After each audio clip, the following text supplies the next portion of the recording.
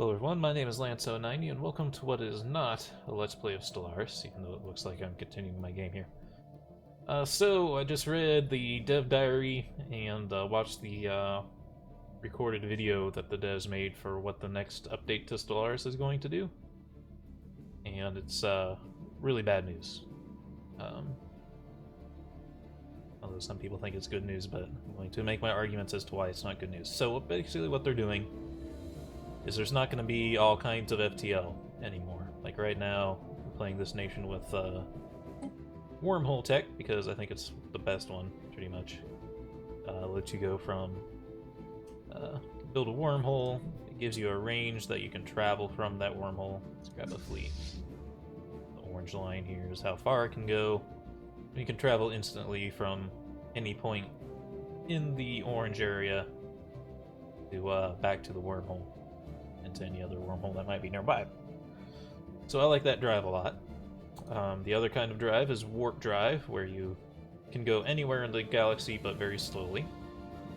And third one, or the second, it's actually the second one on the main screen, but it's hyperlane drive, which is what most other 4Xs use, where you move from star to star on direct paths. It's fast, but it's limited in the directions you can go. So, what the change they're making is, there's only going to be hyperlane now. No more wormholes, no more warp drive.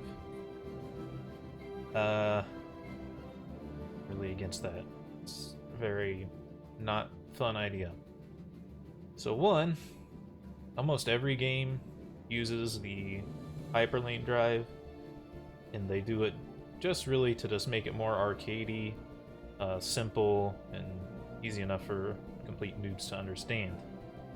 It's not done for anyone who's trying to think more critically about anything. It's just done to speed things up, which is not really what Paradox games are usually about. They're usually about being more historically accurate, or in the case of Stellaris, scientifically accurate, and more detailed and complicated. But this is a simplification, and very disappointing. Basically, their argument is they want to start allowing choke points. And they were thinking about first letting all three still exist, but trying to implement the choke point thing better by adding like warp interdictors and stuff. But argument was that people with warp drive could just get around the defenses that someone with hyperlane is going to build. Well, that's the entire point of this system. This is why you designed it this way. Warp drive is really slow. It's really shitty. It's very slow. So of course, it's actually be a great idea if you made it so you could lock down hyperlane stronger, because that would only reinforce the structure that you already have. It would make warp drive have a reason to be there. Like right now, I'd never want to touch warp drive because it's too slow, and I'm always going to get outmaneuvered. But if you actually did do the warp lane locking down thing, then suddenly warp drive would have a use again. It'd actually be better. I might even stop using it instead of wormhole drive, since wormhole drive's so great. So yeah, that's why that argument holds no water. Another one is they just want to try to design more dynamic galaxies by like having areas that are like quartered off stuff, but I feel like that's just gimmicky. Like, we have no reason to believe that in reality the galaxy's gonna have anything that's like cornered off so that you can't get into it. It doesn't make any sense. It just sounds like a gimmick to me. What else are they doing? Oh boy. Well, I'll say from the get-go, ever since Stellaris came out, I'd say probably at this point the original release of the game is better than it is at this point. They never had a fuel range in the game, which, again, most of these arcadey, simplified, boring 4Xs do that. There's no fuel range. And there's some games that do fuel badly, like Sword of the Stars, where you have to build refueling vehicles, and that's just kind of a nightmare to keep track of. So I'll admit that that's bad, but go back to the greatest 4X of all time, Master Orion 2.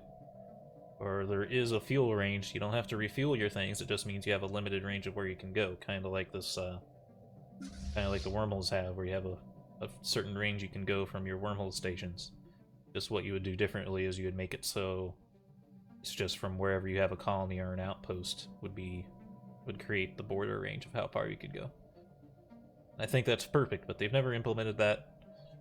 I guess there's no way to even edit in FTL methods into the game, because I've been thinking I would really like to try to make that happen, but I don't think I have the ability to do that. I can barely get these portraits working, so I don't think I have the know-how to get that done. But I may have to do it if this update comes out. Otherwise, don't think I'm going to play after this next update. I'm gonna have to cut this out into its own save file and save it, because that's it. They're breaking the game. And they're acting like they're gonna keep it that way too. Even if it's a misstep, they're just gonna leave it that way. Which, very good plan. Oh, what else are they doing? There's other smaller updates to the game that I probably don't mind one way or the other about. Like, there's some space station upgrades that kind of seem cool. Some of the stuff they're doing in space stations seem cool. Like, they're gonna make them so they have a lot more different modules they can play around with. They can have the modules and they can have buildings, and they can kind of interplay with each other, and that's kind of cool. That's one of the negative things that they're changing, is instead of your starport appearing near your planet, of it being next to your planet, it's going to be around your host star. That doesn't make any sense. They are arguing like that's just how things would work in real life, is you build your space station around the star, but you're not. You're going to build it around your homeworld. It's idiotic to think that NASA would build a space station around the sun instead of putting one around Earth. It makes no sense whatsoever. It takes a tremendous amount of energy to get close into the sun. Like, it's harder to get to Mercury than it is to get to, like, Mars, Jupiter even, I think. It takes a lot more work to get deep into the system than it does to take, like, the middle of the system. It's kind of ridiculous to think you would ever build a space station around the star. Especially over building one around your host planet.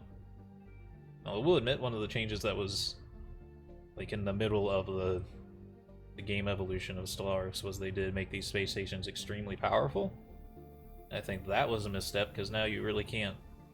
Like, I know why it's there. It's deterrent so that people can't raffle stomp you in the first 5 minutes, but really just get good. Don't leave your homeworld extremely weak. Just get good. Like, these stations shouldn't be this powerful, but get good, and they don't have to be that powerful. But now they're going to be around the host star, and what's that even yet? It's not even going to protect your home planet. And I guess they're also going to be invulnerable, and just whoever controls the system will control the space station. I don't know if the mining stations and stuff are invulnerable, but they could be. I guess now if you control a system, they'll flip over to whoever controls the system. Which, that's fine. I think that's okay. That makes sense. You'd repurpose those things if you could. But moving the space station to the center and then having it also be invulnerable doesn't make sense. You should be able to blow up space stations if you have the ability to. It just doesn't make any sense for it to not be around your homeworld. They're adding in natural wormholes, which will just be like pathways from... You might have a wormhole over in this star that has a exit hole over to this star. Which... That's cool, that's fine. That's the thing Master Orion 2 did. That's available in Master Orion 2. Good job pushing new ground there, Stellaris. That's definitely a new idea that hasn't been tried before. So yeah, there's that. Which is fine, that's cool. They're also adding, because they're getting rid of the other technologies, at the very end of the game, wormhole technology will become available. You'll be able to build gateways, except they're going to be godly expensive, so you're probably not going to do it anyway because it'd be a waste of time and resources. Which kind of tells you these wormholes, this wormhole travel is kind of overpowered, I think. But I don't think that means you need to get rid of it. Probably would have gone more of the Swords of the Stars route with them, where the race that has the wormhole travel goes extremely slow. Warp drive is actually the middle ground of speed. Once they get the wormhole stations built, they can instantly travel anywhere. That's how I would have done it. So yeah, Stellaris is going to get a lot less interesting. It's going to get a lot more arcady and gimmicky. It's just a really bad path for them to go down. Wish I had a bigger voice. Kind of push against this, but I don't. Just have a little measly little mod and not even 500 YouTube subscribers, so probably no one cares. It's gonna happen. No one's gonna stop it. And you can't even fix it with mods, I guess. I guess there's no ability to edit in FTL drives, so we'll see. Hopefully someone can fix it. Even if they do make it so, even if a mod maker does make it so it's back to the old system, still not going to have the fuel lane system that we really need to have. So maybe I'll be able to build a fuel lane system after someone else makes it so the old system is back in place. I don't know. I'm going to try. I'm going to try to figure it out and how to do it. And maybe we can save Stellaris from being destroyed. But right now all I can see is copy your game files, put them off in quarantine because you're going to need them if you want to play Stellaris the old-fashioned way ever again. Hope you all have a good day.